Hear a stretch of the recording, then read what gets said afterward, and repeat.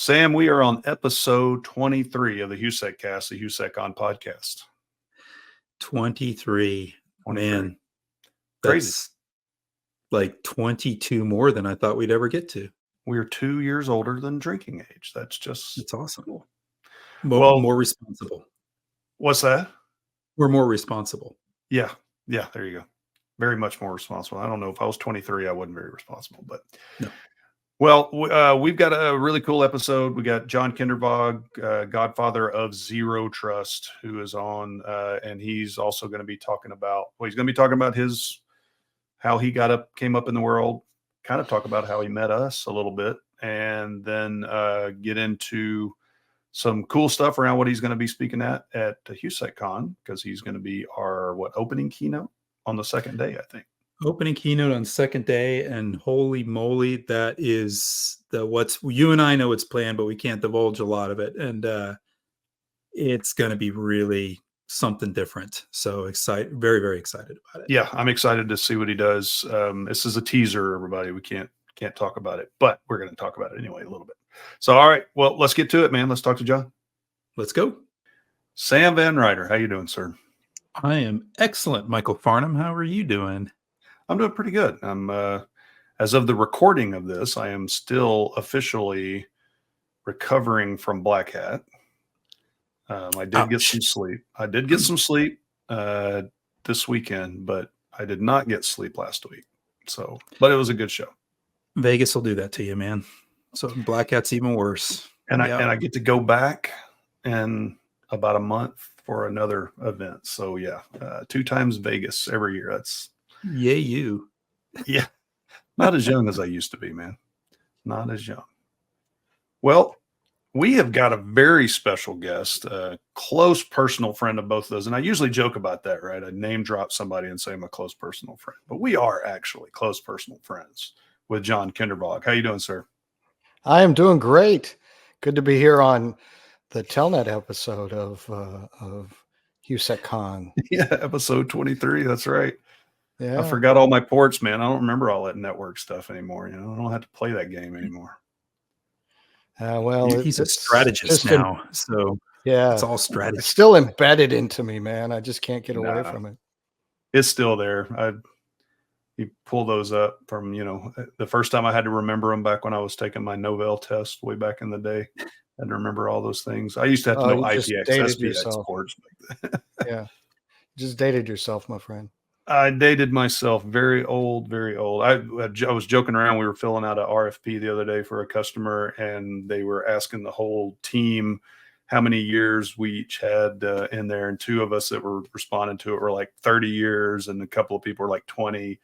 And it was this young whippersnapper. I won't say his name, but he was like 10 years. I was like, were you even alive when I started my career? It's pretty funny. So yeah, we're the old people in the room now. So I know John, no one gets our jokes anymore. You got to come up with nobody jokes. Does. Yeah. Nobody does. We were on that webinar the other day, and there were a few jokes you and I were laughing about, and I don't think anybody else laughed at. But as long as we're having fun. Nap, Grandpa. Be quiet and take your nap. Well, John, I really appreciate you being on. I think everybody that's on here knows who you are, but we are going to talk some about Zero Trust, get into that, and we've got some other stuff we want to talk about because you're going to be joining us at HOU.SEC.CON 2024 this year. We're really excited about that. But before we get into all that, we are going to talk about HOU.SEC.CON, give some updates for everybody. The update I want to give is if you are local or even if you're not local and you just happen to be in town, if you don't know, we've got a user group that we do the last Thursday of every month. And the next one is on August 29th. So the end of this month. And we're going to have Dennis Maldonado come out and talk. And if you're in Houston, you've been here even a short amount of time, you probably have met Dennis in the cyber community. He's been around here a long time. Dennis is the first one that won our CTF at HOU.SEC.CON, the first CTFs that we did way back when. He won like 3 in a row, and we kind of had to ban him and keep him. So he kind of helped run them because he was just winning them all. Very well known in the area, does a lot of lock picking stuff. He runs HaHa down here, Houston Area Hackers Anonymous, does a lot of stuff. So excited to have him on. Another update around our user group is that that's going to be the last one that we do in our current location. And if you don't know that, it's downtown. We're going to try to find another spot, hopefully downtown, maybe even in the same building. We're working that out. But that'll be the last one we have in that location. We're not going to have one in September because that's when HOU.SEC.CON's going on. So I think in October will be the first one that we do, and we'll figure out a new location. So if you're signed up for those or you want to sign up for those, just keep your eyes and ears open, and we'll update that when we figure that out. So Sam, what else? What else we got for HOU.SEC.CON, man? Well, tickets are on sale, and they have been for a while. But as opposed to other years, they're selling fast, which is good. Usually we have that end spurt, which we always will get. It's that end spurt. Everybody realizes, oh crap, I don't have my ticket. But we have a lot of more tickets this year because of the GRB. So we have a lot more room. So that's good. But, and while we wouldn't expect to necessarily be at a hard stop somewhere, I would not risk it this year.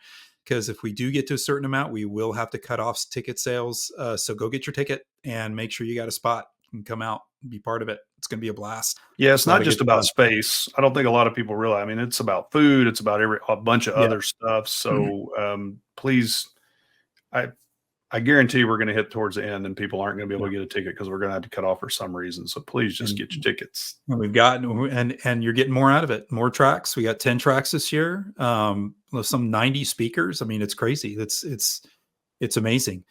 Also, sponsorships, our regular booth type sponsorships are all sold out, which was expected, but it's always great to see. And it's super grateful for all the sponsors that are there because they're a big part of helping us fund this thing to begin with.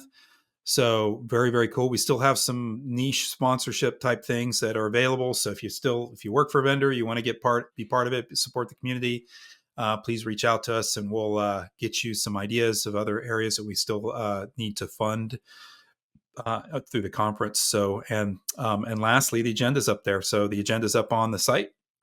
You can see all the speakers, all the presentations that'll be there. And so a lot of really good content. You can start thinking about what your own plan of attack will be if you're coming to attend, because all those sessions over 2 days, you got to be a little, you got to have some choices. You're going to have some choices. You're going to have to make some decisions. So good that it's. Yeah. And we do record them, most of them. So we'll have those, but because we've got the number of tracks that we have this year, it's because we keep increasing the number of tracks and number of speakers. It takes a little bit longer to get all the talks out. So, so get your planning done, and you have to wait a little bit for the recordings. We're going to have an app this year, so you're able to get the app and go through and plan that out. So that'll help people a lot. So yeah. A lot of cool stuff coming this year. We're growing up. We're getting to be big boys and girl conference. It's kind of fun. That's scary. It is a little scary. But still not as big as the one I went to at Black Hat, though. That's just a little bit crazy. But all right.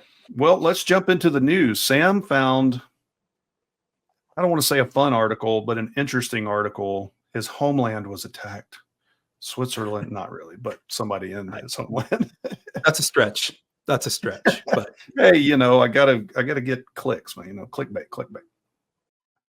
Well, and this article was interesting because it was ransomware that attacked a dairy machine, essentially, at a farm in Switzerland. And I grew up in, for a lot of people know, I grew up in Switzerland. I grew up around these farms. These farms are like 40, 50 cows tops, right? It's mostly small farms everywhere, but they are embracing the digital age. And even probably 4 or 5 years ago, I remember going over and people actually had leaf blowers and they weren't using rakes when they were cutting the grass. So there is progress in Switzerland. It's crazy. But these are small, family owned farms, and they're dairy farms. And so in this particular case, ransomware got a hold of the computer driving the apparatus. And the big thing on it was that part of the function of that computer too was to monitor health of some of the pregnant cows, and one of them they missed an alert because there was stress on one of the cows, and the cow ended up dying, and as a result. So that's a story, and we'll link it. But the cost, which is another point of discussion, was I think they said 7,000, 6,400 euro, about 7,000, but they attested it to a new computer and the vet bills. No mention of the cow itself and how much the cow cost. I'm sure there was more on top of that. But also quite sure that this was not an intentional actor going after the milk supply in Switzerland. That would be rather hard to do and quite questionable to begin with. But in the interest of protecting a national treasure of cheese and chocolate, it was definitely a weird article to come across. Yeah. Well, I think, and John, obviously, you're going to let you talk about it, but I mean, when we were discussing this before the recording, it was we were talking about the cost of how much they demanded. So we think it was probably just drive-by spray and probably just got lucky, quote unquote, for the ransomware actor to try to find somebody, and they demanded 10 grand roughly in payout.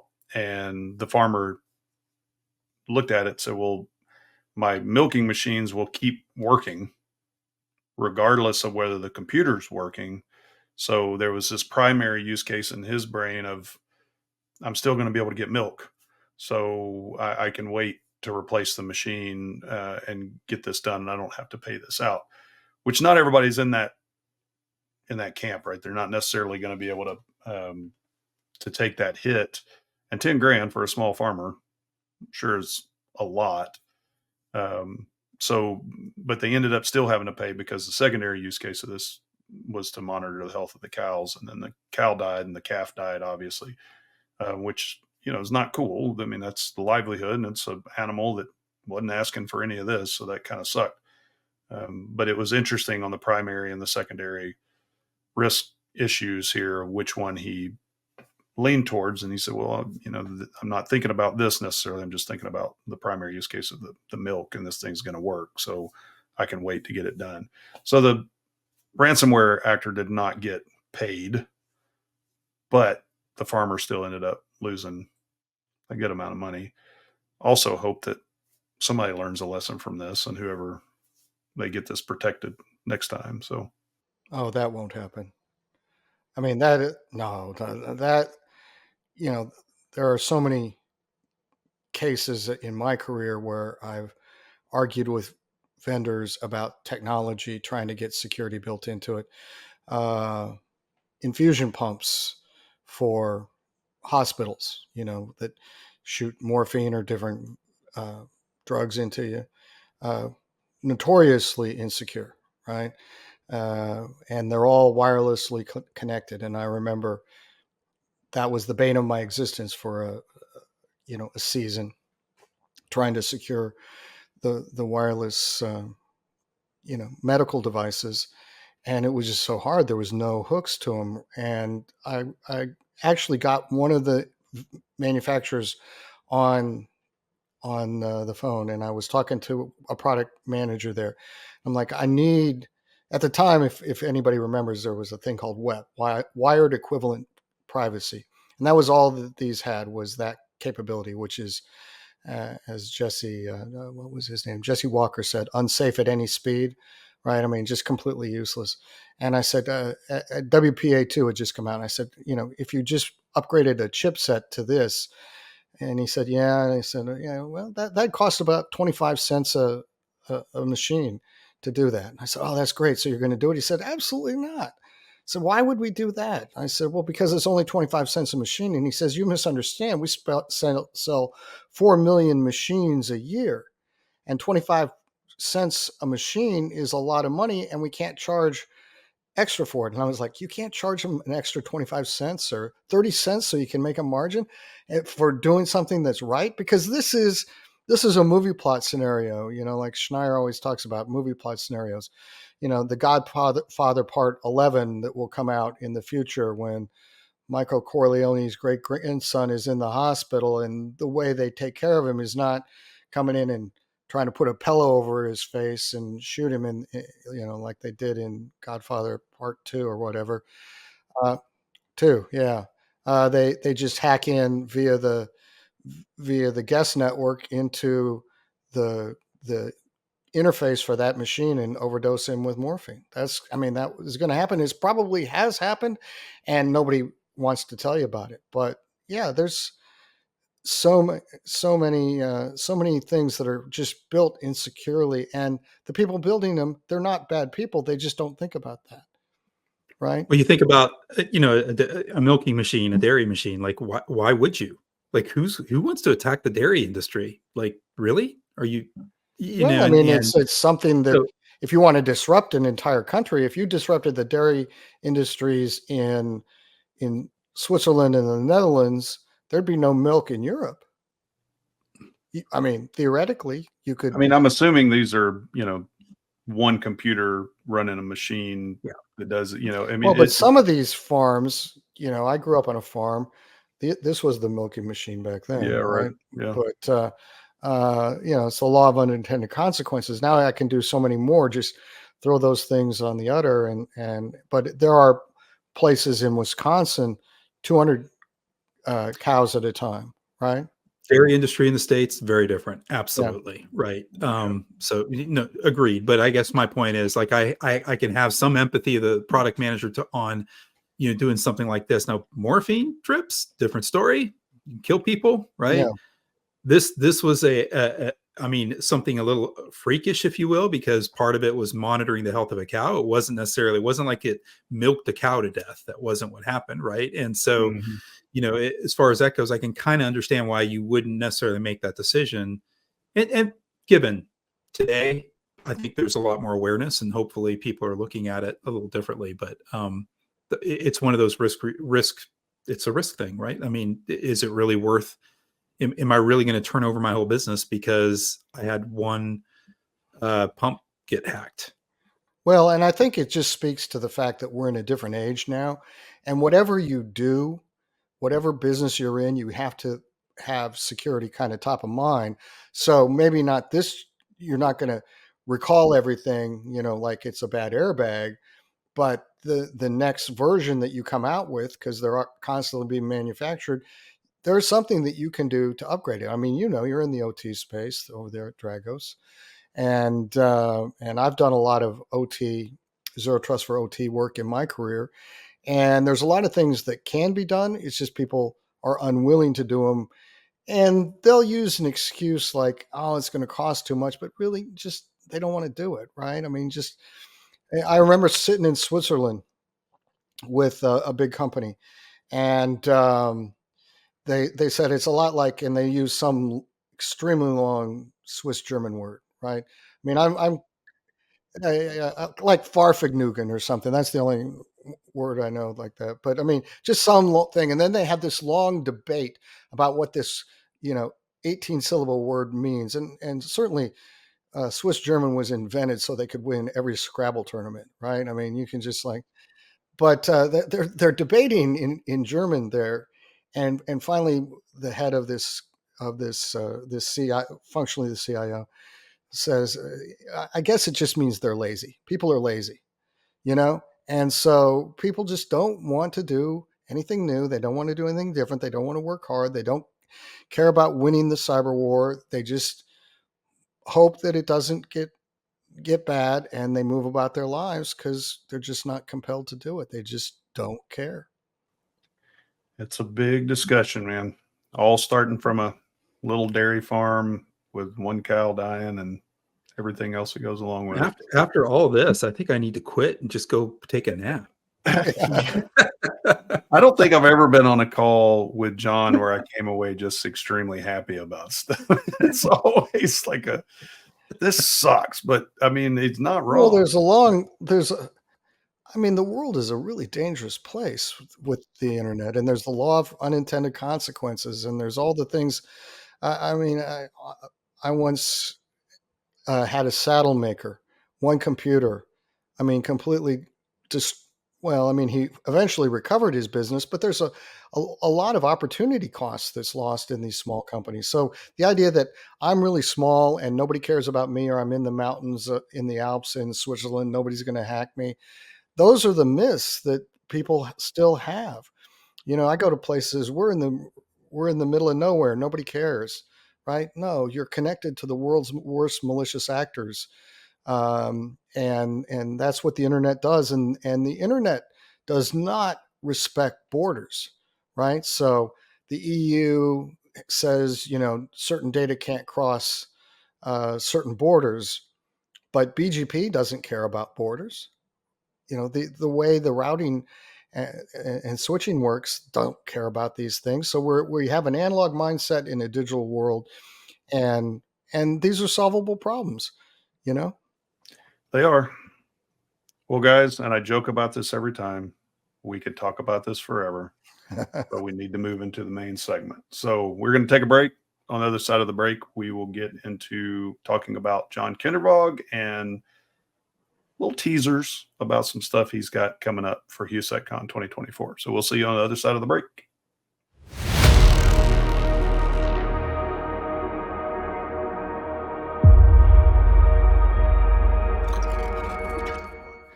And we are back.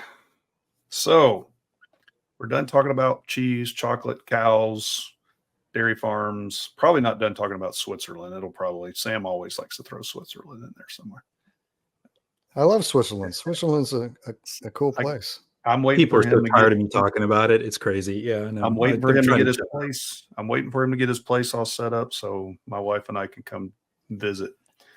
So, all right. So, John, we can't have a discussion with Mr. John Kindervag without talking about zero trust. But before we talk about that, really would like to get, I think Sam and I probably know a lot of your background. There's probably a lot of people that know it, but kind of want to get a idea of what got you into this whole space. It's what we talked to a lot of our guests about anyway, just kind of what got you into cyber. And then we'll get into all the other things. It's more what got me into IT, because I started out as a television broadcast engineer. And then over time that became highly digitized. So my first network was in 1984. It was an Apple Talk network, and I was building networks. And at one point there was a video game called Doom. You remember Doom? Doom is the only video game that has an assigned ICANN port number, by the way. Anyone want to guess? It's 666, absolutely. And we had these high-end computer animation machines, which is another story. I started building computer animation machines, and we wanted to play multiplayer Doom. So we convinced our boss that we needed a network to transfer files for these animation projects, which wasn't true because the files were too big to go across ThickNet Ethernet. But I had to learn how to build a network, an Ethernet network, so we could play multiplayer Doom. And, the history of networking is very tied into Doom. I mean, there's a lot of things in say Cisco iOS that was designed to support the LAN parties we had going on back in the day. And at some point somebody said, you know how to do networking? I said, yeah, I do it as part of my regular job. Well, you want to come do IT? And I'm like, that doesn't sound very interesting. And he says, it pays this much. And I said, where, you want me there tomorrow? So I realized it paid a lot better than the broadcast world. And so ended up in IT doing networking, right? And back then, this was a long, long time ago, everybody else wanted to be a CCIE, right? And so I was going down that path. I had my CCNA. I had I specialized in wireless networking. So I had a bunch of wireless certs and all that kind of stuff. And they wanted somebody who would start doing security, and none of the other engineers at the reseller would do it. And they said, well, we'll train you. We'll send you to all these classes. And so, sure, I'll try it. And it just, it went off from there. And like a year later, I actually got fired because the reseller I was working at decided there was no future in cybersecurity, so they were shutting down that part of it. And that was the best thing that person ever did for me was put me on the street to another reseller, and that's where I met all you guys. I think I met Michael through the reseller game, and I don't even remember where, but I do remember where I met Sam. I met Sam at an Italian restaurant in Louisville, Texas, because his uncle is my realtor. I bought now 3 houses from his uncle. And between my entire family, we've bought 13 houses from his uncle. Can you believe that? But his uncle said, "Oh, my nephew is in cybersecurity, and he's in town." So we went over to this restaurant and had dinner and just got to know each other. And I tried to sell his product, a couple times. And that wasn't successful, but we maintained the relationship. And so, so that's how we know each other. But from there, it wasn't a very good product, so don't feel bad. That's all right. Yeah, it was kind of a management console for Nessus, as I remember, was the main thing. That's right. And then from there, I got a call from Forrester saying, "Do you want to become an analyst?" And I said, "Sure." What's an analyst? I mean, I literally did not know.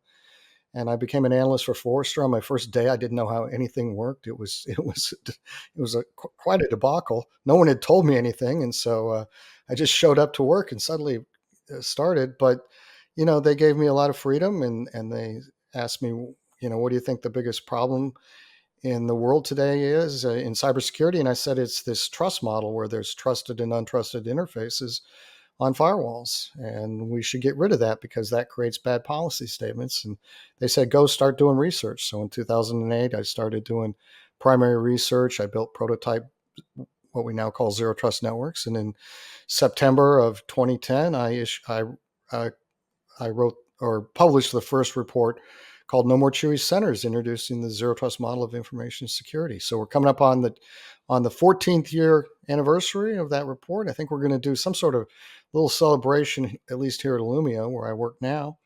And so from there, from Forrester, I went to Palo Alto Networks as the field CTO. And I think I was the first field CTO that in the world, because we sat down and Rene Bonveni said, "I think I'm going to call you a field CTO." And I said, "What the heck is that?" He says, "I think it's the CTO that's always in the field. You're going to be on a plane forever." And I was. And we couldn't find on Google anybody else called a field CTO. Now it's a common term. Yeah. And then I went to a managed services company called Onto It out of the Netherlands, which is why I know so much about milk, because when you go to a conference like HOU.SEC.CON, if it was in the Netherlands, at the coffee break, they would serve coffee and other refreshments, but they would have pre-poured glasses of milk everywhere. I mean, per capita, I think they're the largest milk drinking country in the world. It is just amazing, milk everywhere.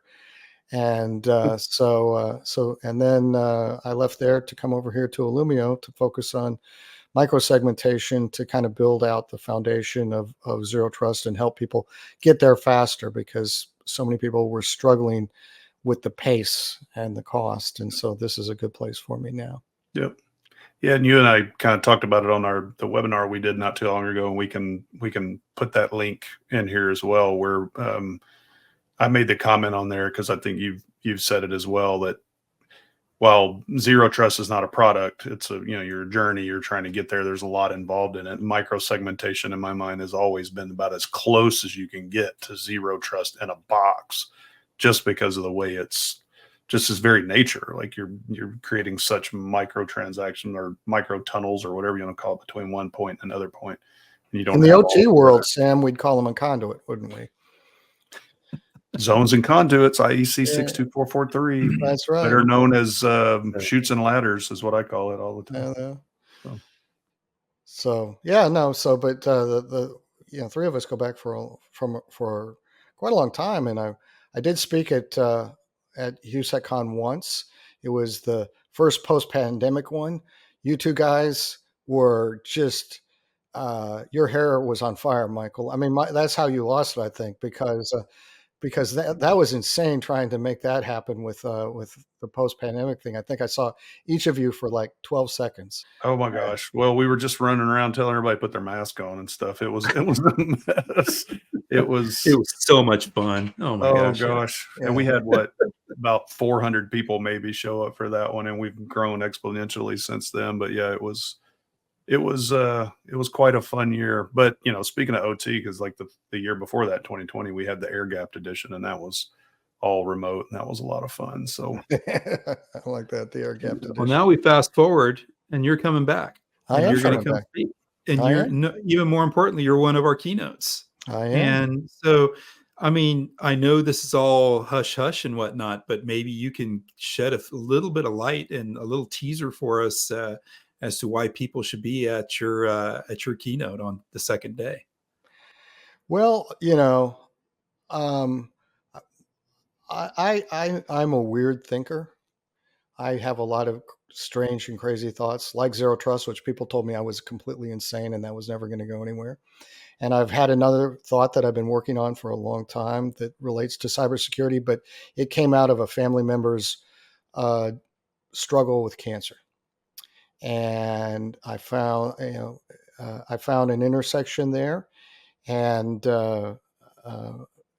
when I talked to you guys about it, you said, yeah, come and talk to us, because, not only can we have some lessons learned about cybersecurity and how to think about it differently in the future, because this is a very young business, and we're all from Texas. I mean, there's some sacred cows, but as we all know, they make good barbecue. So we're talking a lot about dead cows on this episode. We are, yeah.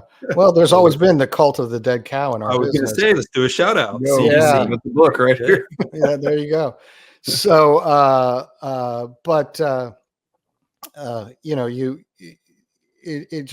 it inspired me to think about some things differently.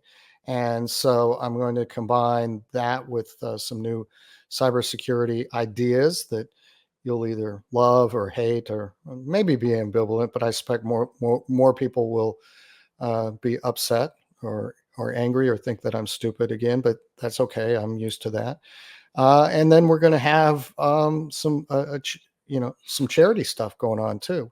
So we're kind of doing, the human factor of what we can, because we have to learn from the human world, but just not make it so tied into the digital world that we anthropomorphize it all the time. And that's what happens a lot. So I think there's lessons to be learned from the human world, but we don't want to carry those into the digital world. What's that movie? I just went and saw it with my kids, where the little animated figures are inside your head and they run your brain. That's Inside the Out. second one. Inside Out too. Yeah, I mean, that doesn't happen. There's no little people in my head, I hope, doing things. And it's the same with a lot of the like trust, for example. Trust is a human emotion that we've injected into digital systems for no reason. So people, when we talk about things, we anthropomorphize them. We say John is on the network and Sam is on the network and Michael is on the network, and none of us are on the network right now. None of us have been shrunken down into subatomic particles where we've been sent via probably our Wi-Fi networks to this service where we're recording this right now. And that doesn't even happen in the movies very often. Tron, Lawnmower Man, Wreck-It Ralph, but even in the Matrix, they got to plug in, right? So it's helping people understand, what can you learn from the analog world, the physical world, versus what can you learn from what can you take away and digitize it, right? And so that's really what I'm focusing on, but I'm kind of going to try to do it in a unique way that surprises some people. There'll be hopefully some emotions that'll well up in people, and just a different way to do it. And quite frankly, I came to you guys because you're the kind of people who like that kind of stuff. You don't mind a different idea here and there. That's what HOU.SEC.CON has always been about, and not just the mainstream have the big vendors tell you what they've said at RSA already, right? Yeah. Well, we appreciate that side of it. Yeah, I mean, like I said, just came out of Black Hat. And it's like, I don't want to have a repeat of all of that. Some of that stuff is really good, and it's good to have somebody come and talk about it again. But having somebody that's thinking about things a little differently, like you always have done, that's a good stuff. Love the charity aspect of it. I think, I've had struggle with cancer myself personally, and had family members. A lot of them, I think all of us that are listening to this know somebody who's had a struggle with it, is either struggling with it now or has passed away from it, or whatever. So having that charity aspect and having that personal connection is huge. So I'm really excited. Well, Yeah, we lost excited Kevin is a Mitnick. weird way of putting it, but we're all connected to it emotionally. So I'm glad you're doing that. Absolutely. We lost Kevin Mitnick last year, and so we have to understand that the reason we do cybersecurity is for human beings, not machines. Yep. And sometimes we're so in love with the technology that we miss the mission, which is to make life better for people, right? And it's not to create a cool box, a cool device, a cool piece of software just because it's cool. I mean, we're all kind of nerds and we like that kind of stuff, but that shouldn't be the purpose of your life. And so helping people have a different perspective, I think, is useful, I agree. And this is a big one, though, because you're going to be in the big convention center, right? It's a big one. George R. Brown, it is. And so, get your tickets. People, get your tickets. You got to be there.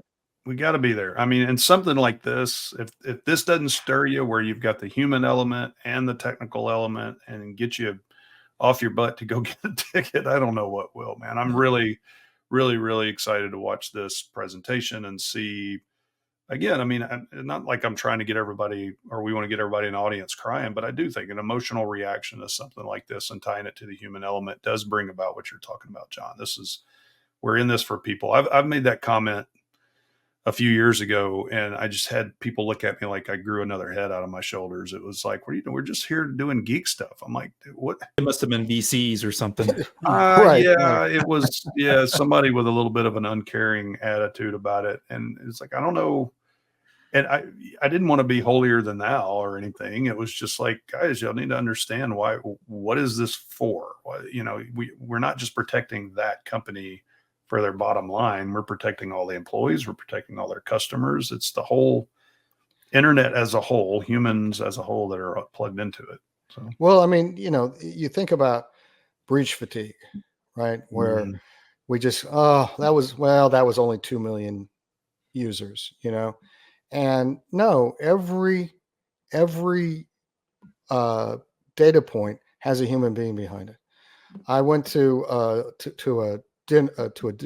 luncheon, I don't remember, at an event called Performance Racing International, the big racing thing.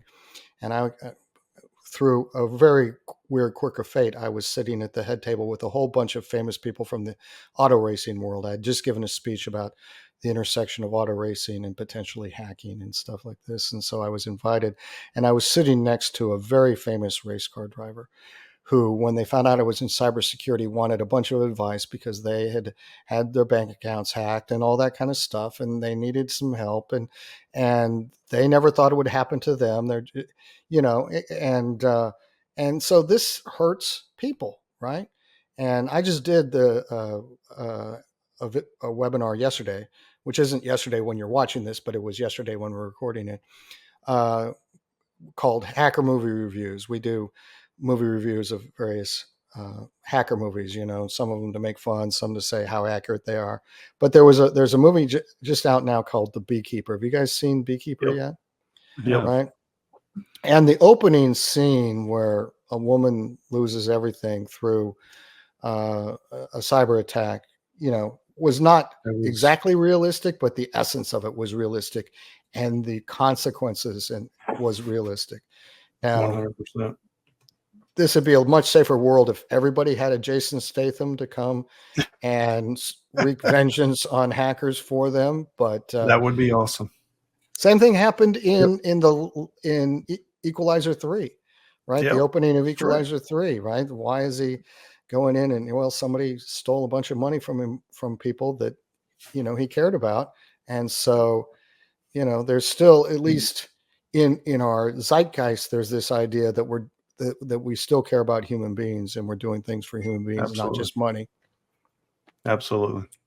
Well, John, thank you so much for being on here, man. Really, really appreciate it. Again, looking very much forward to having you come out to HOU.SEC.CON, getting to shake your hand once again and have you talk and share your wisdom. So appreciate you coming on episode Telnet. Yes, and for all of you people who are in Houston, go to the users group. I spoke at the users group 2 months ago. Was it 2 months ago? I don't remember. Yeah, I think so. Yeah. Yeah, and a good turnout and good food. And so, interesting people to talk to. And it's all about networking, right? I mean, in this business, if you want to get better, it's not just about your technology chops, which a lot of people think it is. It's not. It's about the network that you build. And so come say hi at HOU.SEC.CON, and because I want to be part of your network. Thanks, John. Appreciate it. It means a lot to us. Thanks for coming out and talking. All right, Sam, any closing thoughts? Nope. Always a pleasure with John. It's always fun. We could go on for hours, but we won't. Unfortunately, we can't. We have to stop this at some point, and it sucks, but we got to do it. All right, everybody. Well, thanks for being on. We will see you on episode 24. Not too long. Again, John, have a good one. Talk to you next time, man.